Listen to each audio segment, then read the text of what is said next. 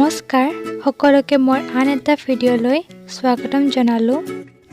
আজিৰ ভিডিঅ'টোত মই কেনেকৈ মোৰ পুৰণা শাৰীখনক দহি বটি নতুন লুক দিলো সেইটো দেখাম। আশা কৰো ভিডিঅ'টো শেষলৈকে চাব।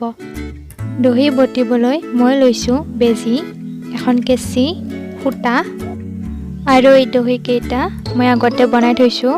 আসলতে এই দহি কেইটা মই বেলেগ এখন চাদৰৰ বাবে বনাইছিলো, কিন্তু কালাৰ মেচ নহল কাৰণে মই এইখনত ইউজ কৰিম।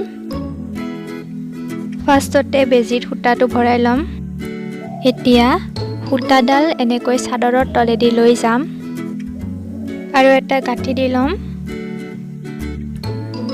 এতিয়া সূতাডাল এই দহিৰ মাজেৰে এনেকৈ সোমাই লম।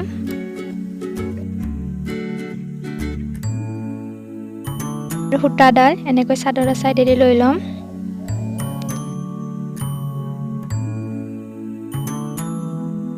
আৰু একবাৰ সূতাটো সোমাই গাঁঠি এটা দি লম। এতিয়া সেম প্ৰচেছটো ৰিপিট কৰিম।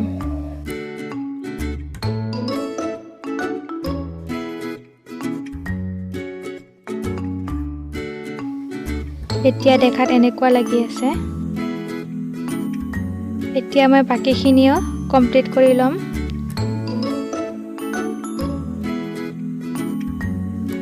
মোৰ গোটেইকেইটা দহি লগোৱা হৈ গ'ল। এতিয়া এক্সট্ৰা সূতাখিনি কাটি লম।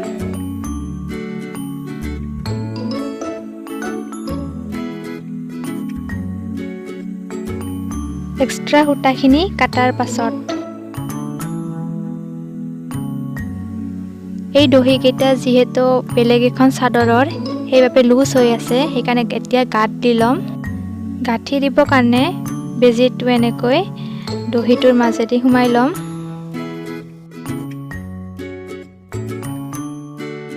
এতিয়া সূতাটো এনেকৈ পিছফালে নি বেজিৰ সহায়ত এনেকৈ গাঁঠি দি ল'ম, 2টা বা 3টা।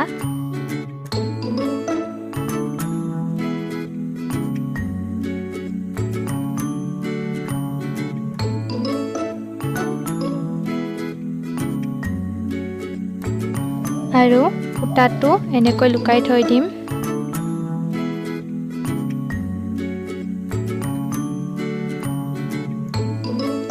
এয়া চাওক ডিফাৰেঞ্চ।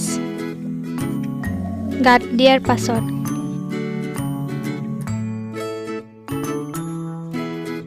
যিহেতু শাৰীখন বহুত চিম্পল, সেইবাবে কেইটামান দহি মই ওপৰৰ লাইনডালতো লগাই দিম।